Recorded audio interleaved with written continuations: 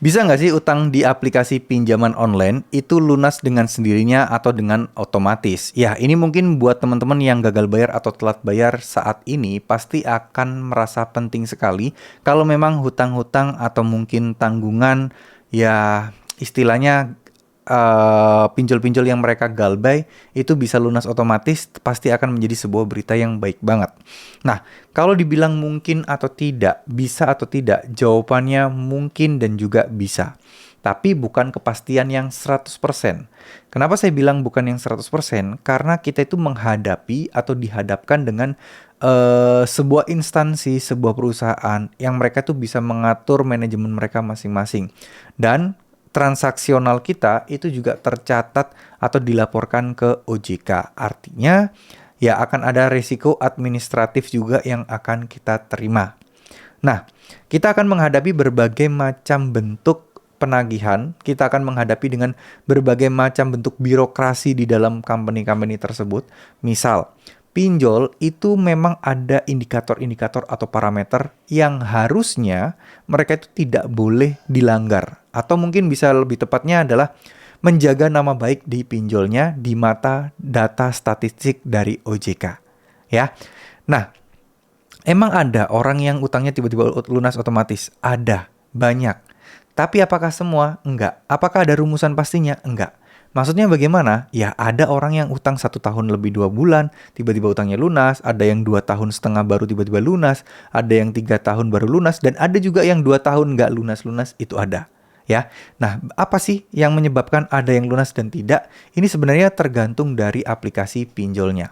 Apakah mereka pengen melunasi semua utang-utang atau memberikan pelunasan atau pemutihan utang-utang nasabah atau tidak? Itu yang paling penting, karena poin utamanya di sana. Secara slik OJK, utang kita tidak akan bisa lunas otomatis. Tapi kalau pinjolnya bilang, oh ini udah dibayarkan, dianggap lunas, dan slik OJK bersih, yaitu utang kita berarti bersih dan lunas otomatis.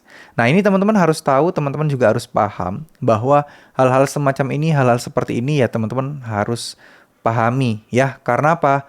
Karena kita itu berada di era yang sebenarnya sudah tersistem dengan baik. Kita itu sebenarnya berada di era-era yang sebenarnya juga diawasi oleh OJK sebenarnya.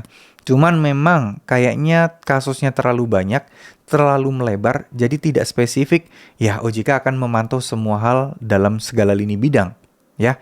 Nah, masalah utang lunas otomatis ini menurut saya pribadi teman-teman udah let it flow aja. Ketika kalian ada gagal bayar, telat bayar, kalau memang tidak mampu bayar dan uangnya belum ada, ya udah anggap aja utangnya lunas.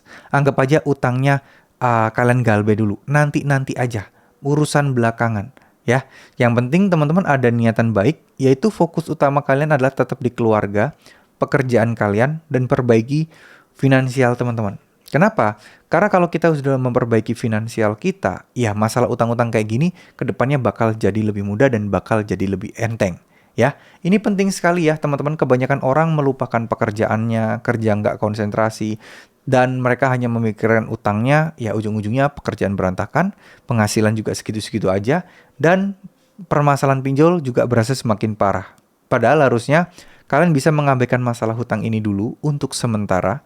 Kalian bisa fokus di pekerjaan dan ini tentu tidak mudah seperti membalikkan telapak tangan. Tapi ada satu yang pengen saya sampaikan ke teman-teman semua. Kenapa?